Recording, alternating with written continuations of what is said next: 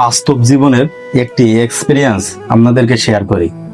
এই যে আয়না দেখছেন, সকালে আজকে সকালে আপনার বাড়িতে একটি আয়না রাখা আছে।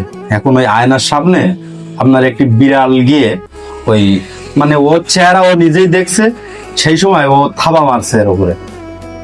তো আমার দেখে একটি কথা মনে পড়লো, কথাটা যে নিজের মতো যদি অন্য কেউ হয়ে যায় তখন কিন্তু আমরা সহ্য করতে পারি না। আমাদের সাথে এটা ঘটে।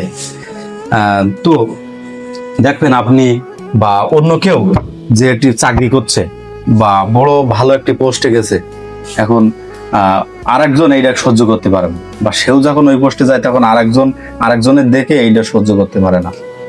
এটি আমাদের সাথে প্রতিনিয়ত হয়ে থাকে, কারণ আমরা মানুষ ভালো কিছু সহ্য করতে পারি না, কারোর ভালো আমরা দেখতে পারি না।